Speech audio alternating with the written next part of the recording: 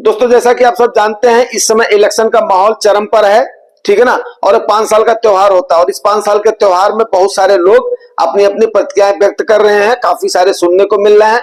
लेकिन आपने इसमें राजनीतिक प्रतिद्वंदिता में पड़ने के बजाय सिर्फ अपने काम से काम रखना है। जो भी गवर्नमेंट आएगी वो अपना डिसीजन लेगी, अपना काम करवाएगी। कौन आ रहा है कौन जा रहा है, भैया मेरा तो अपना मानना है कि हमें अपॉलिटिकल रहना है, ठीक है ना। कोई इस डिबेट में नहीं पढ़ना चाहिए, खास करके जब हम लोगों ने निवेश की जर्नी को स्टार्ट करा हुआ है।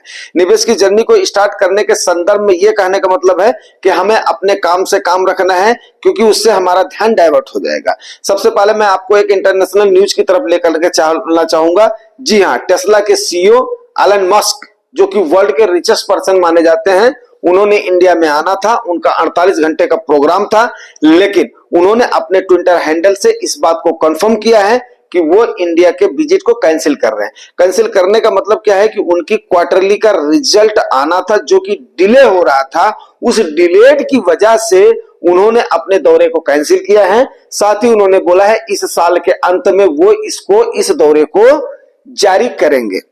पहला, अब इसके पीछे अगर इस संदर्भ में मैं अपना एनालिसिस देना चाहता हूं कि एलन मस्क एक बहुत ही, जिसको बोलते हैं ना, कौवा टाइप के व्यक्ति हैं, ठीक है ना। कौवा टाइप के व्यक्ति हैं मींस कि वो किसी भी चीज को भांपने की उनकी जो है ना बड़ी भारी प्रबल क्षमता है। तो उन्होंने देखा होगा कि यस यार कि अभी गवर्नमेंट का इलेक्शन चल रहा है, गवर्नमेंट के इलेक्शन में फिर कौन सी गवर्नमेंट आएगी कौन सी नहीं आएगी। हो सकता है कहीं ना उनके मन में उफ ओ की स्थिति बनी हो कि ऐसा ना हो कि कोई ऐसा डिसीजन ले ले। क्योंकि इसमें क्या है कि हमारे भारत सरकार ने इस चीज को क्लियर किया था कि यस हम कई सारे आपको रिबेट दे देंगे टैक्सेशन में, लेकिन आपका मैन्युफैक्चरिंग कहां पे होना चाहिए, यहां होना चाहिए, जिससे कि जॉब खुल सके। और चलो ठीक है, इस पर भी वो एग्री हो गए थे, लेकिन फिर भी अभी दिसंबर तक उन्होंने बोला है। तो ठीक है, देखते हैं दिसंबर में क्या होता है। इसको हमें ज्यादा तूल देने की जरूरत नहीं है। अगली जो बड़ी खबर है ईरान और इजराइल की, उसमें क्या है कि दोनों एक दूसरे को ऐसा बोलने में आ रहा है कि ये प्री प्लान्ड था इनका। जिन्होंने, ये पहली बार, ताजुब की बात है, मुझे तो हैरानी हुई है, दोनों ने रिटाइलेट करने से पहले आका अमेरिका को इंटीमेट करा है, ठीक है ना। तो अभी जो लोग बोल रहे थे, कयास बोल रहे थे कि 2 गुट बन जाएंगे, ये हो जाएगा वो हो जाएगा, उन कयासों पर बैराम लगता दिख रहा है। अभी आगे क्या होता है वो देखते हैं, क्योंकि ईरान के साथ कई सारे उपद्रवी जो तत्व हैं वो मिले हुए थे। अब किसकी तरफ से क्या गलती हो जाए वो कह नहीं सकते हैं, बट फिर भी यूएस में अगले 4-5 महीने के बाद में इलेक्शन होने वाला है। तो जैसा कि आपको ऑलरेडी हमने बताया था कि उस संदर्भ में अमेरिका बार बार यही बोलेगा कि यस आप शांत रहो, खास करके इजराइल को। तो उधर की तरफ भी हमने ज्यादा करके ध्यान नहीं देना है, ठीक है ना। क्योंकि गल्फ का जो इफेक्ट पड़ा था वो पहले भी बार में जो पड़ा था वो पड़ता, बट क्रूड ऑयल का ही संबंधित होता, उससे इंडिया थोड़ा सा इफेक्ट तो होता। तो अगर कुछ नहीं होता है तो बड़ी अच्छी बात है इंडियन इकोनॉमी के लिए। अब रही बात कि आगे जो हम देखते हैं क्या आज का जो सब्जेक्ट है, टॉपिक है, 80% म्यूचुअल फंड खराब होते हैं। कई लोगों का ऐसा मानना है, लेकिन मेरा यह मानना है कि नहीं यार, म्यूचुअल फंड खराब नहीं होते, क्योंकि फंड मैनेजर जो वही बनता है जिसके पास काफी सारा एक्सपीरियंस होता है और जिसको एक्सपर्टाइज हासिल होता है। तो कोई ऐसे ही आम आदमी वो नहीं बन जाता, फंड मैनेजर नहीं बन जाता है, पहला।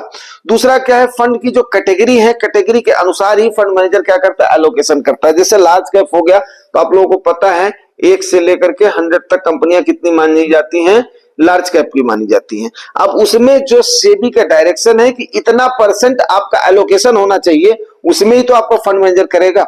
अब 65% से 70% तक अगर वो लार्ज कैप में एलोकेट कर रहा है, तो हर लार्ज कैप के फंड मैनेजर को लार्ज कैप के फंड तो चूज करने के लिए वही है, 1 से 100 कंपनियां हैं। बाकी जो 30% बच रहा है, अब उसमें मिड कैप स्मॉल कैप वो अपने स्वविवेक के अनुसार सेलेक्ट करते हैं। अब उसमें रही बात कि सिलेक्शन की टाइम पर वैल्यू ओरिएंटेड और ग्रोथ ओरिएंटेड 2 टाइप की कंपनियां होती हैं, आपको पता है। अब जिसने वैल्यू ओरिएंटेड ले लिया उसको रिजल्ट थोड़ा सा जल्दी दिखेगा, जिसने ग्रोथ ओरिएंटेड ले लिया उसका रिजल्ट थोड़ा सा लेट में दिखेगा। अब रही बात कि अल्टीमेटली या फाइनली किसके ऊपर डिपेंड करेगा, वो डिपेंड करेगा कि प्रॉफिट कितना दे रही कंपनियां, ग्रोथ कितना हो रहा है कंपनियों का, तो उस पर डिपेंड करेगा ना। उसी प्रकार से मिड कैप में 121वीं से लेकर के 250वीं कंपनी तक मिड कैप हो गया। मिड कैप में भी आपका 65 से 70% तक एलोकेट करना उन्होंने मिड कैप में, तो 150 कंपनियों का स्कोप उनके पास है। बाकी 30% में उन्होंने स्टेबिलिटी के लिए लार्ज कैप भी लेना है और ज्यादा रिटर्न के लिए स्मॉल कैप भी लेना है।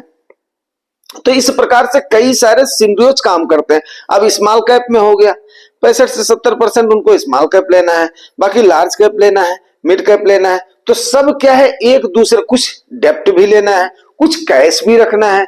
तो इस प्रकार से ये मान करके चलिए कि सबका अपना अपना आकलन होता है और हर फंड का, हर सेक्टर का एक साइकिल होता है। अब कौन सा साइकिल, कौन सा फंड, कौन सा सेक्टर किस समय काम कर रहा है, इसीलिए आपको बोला जाता है कि 4-5 फंड आपने सेलेक्ट करना है, ठीक है ना। 4-5 और कई थीम्स के करने हैं, एज के अकॉर्डिंग करना है। तो इन सारी चीजों को अगर आप सेलेक्ट कर रहे हैं ना, तो आपके सारे फंड अच्छी तरीके से परफॉर्म करेंगे। अब जिस फंड ने थोड़ा सा बेटर परफॉर्म कर दिया, दुनिया उसकी तरफ भागना शुरू कर दिया। जैसे निपॉन, स्मॉल कैप की मैं बात करूं, निपॉन इंडिया का ले बोलबाला दे बोलबाला, आप देख रहे हैं ना 3 साल के बाद में निपॉन इंडिया पीछे ही हो जाएगा। जैसे आज एसबीआई स्मॉल कैप जो कभी टॉप का फंड होता था, आज वो काफी डाउन में चल रहा है। कोटक महिंद्रा जो कभी अच्छा खासा फंड होता था, आज वो डाउन चल रहा है। और दूसरी बात देखिए कि जो फिसड्डी फंड्स जिनको माना जाता था, जिनका ईएम काफी कम था, उन्होंने स्ट्रेस टेस्ट में सबसे कम टाइम लिया है। बोला हम इतने में बेच करके और इतने में लिक्विडिटी बहाल करके इन्वेस्टर्स को हम दे देंगे। बात को समझने की कोशिश करें आप लोग। तो इस प्रकार से ये बोल देना कि 80% फंड बेकार होते हैं या हमारे लिए यूजलेस होते हैं, नहीं। हर इंडिविजुअल का रिस्क एपेटाइट अलग होता है, हर इंडिविजुअल की जरूरतें अलग होती है, इसीलिए डिफरेंट डिफरेंट कैटेगरी के डिफरेंट डिफरेंट टाइप के फंड बने होते हैं। और सबसे बड़ा जरूरी जो चीज होता है वो होता है फंड्स का सिलेक्शन करना according to your age profile and your goal. ये आप नोट कर लें। अगर आप इस बात को नोट कर लेना है ना, तो भविष्य की चिंता से आप मुक्त हो जाएंगे। जैसे जैसे क्या होता है ना, आपने स्टार्टिंग में कर दिया तो आपको लगता है हम इतना सही एलोकेट करेंगे। बाद में जैसे जैसे आपकी समझ बढ़ती जाती है, तो आप क्या करते हैं, इक्विटी की तरफ अपना एलोकेशन बढ़ाते जाते हैं। अब इक्विटी की तरफ एलोकेशन बढ़ाते जाते हैं तो जो आपने 4-5 फंड सेलेक्ट करे हैं ना, बेस आपका वहां पर ही निर्भर करता है। अब कोई क्या करता है, टिप के ऊपर आकर के फंड ले लेता है, फिर वो बाद में सोचता नहीं है मेरे लिए ठीक नहीं है, फिर वो अगला फंड ले लेता है। कोई क्या करता है, अपनी किसी जरूरत के ऊपर ले लेता है, कोई किसी जरूरत के ऊपर ले लेता है। इसलिए जब भी फंड का सिलेक्शन करें तो सोच समझ करके सिलेक्शन करें। या फिर आपको मैं बिल्कुल सही और सटीक राय दूं तो आपको जो भी इन्फ्लुएंसर्स ठीक लगते हैं, जिनकी वीडियोस को आप देखते हैं, जैसे आप जुगानी टॉक को देख रहे हैं, तो आप उस समय पर्टिकुलर फंड के बारे में मेरे ख्याल से पूछते हैं, तो फंड को बताना तो हमारी मजबूरी हो जाती है। यस ठीक है, ये जो है फलाना फंड है, इतना इसने परफॉर्म किया, इतना ये किया। अगर आप अपना गोल, अपना एज, अपनी इनकम का क्राइटेरिया आप अगर बताते हैं तो आपको डेफिनेट है कि उस टाइप के फंड सेलेक्ट कर दिए जाएंगे। उस टाइप के फंड के सिलेक्शन में आप अपना रिस्क एपेटाइट पक्का बताएं, गोल पक्का बताएं, इनकम पक्का बताएं, और आपने अपने लिए इमरजेंसी फंड या जो भी सेफ्टी मेजर्स हैं लिए हैं या नहीं लिए। अगर आप ये करते हैं तो फंड के सिलेक्शन में आपको जुगानी टॉक्स जरूर मदद करेगा। लेकिन पर्टिकुलर फंड के बजाय मैं आपको बताऊं, जुगानी टॉक्स का उद्देश्य यही है कि किसी भी फंड को ना प्रमोट करना, लेकिन टाइप ऑफ फंड की कैटेगरी को, और आपका इस प्रकार से आप ये मल्टी कैप लेना है या आपने फ्लेक्सी कैप लेना है या आपने स्मॉल कैप लेना है, आपने लार्ज कैप लेना है या आपने मिड कैप लेना है या आपने डेप्ट की तरफ जाना है, तो ये चीजें अगर आपको एलोकेशन में दिक्कत आ रही है तो आप उसकी राय जुगानी टॉक से जरूर ले सकते हैं। ये मैं आपको बताना चाहता हूं। दूसरी चीज, कभी भी किसी भी टिप के ऊपर या रिजल्ट के ऊपर आप फंड का सिलेक्शन ना करें, ये भी सलाह आपको दी जाती है। क्योंकि आने वाले समय में जैसे जैसे आपका एलोकेशन इन्वेस्टमेंट का बढ़ता जाएगा, उस समय क्या होगा कि आपका कहीं अगर उसके साथ मीट नहीं हुआ ना, तो फिर आपका स्ट्रेस लेवल जो है वो बढ़ जाएगा। और स्ट्रेस लेवल को रिड्यूस करना आज के टाइम पर बहुत जरूरी चीज है। ये उम्मीद करता हूं आप इस बात को समझ रहे होंगे।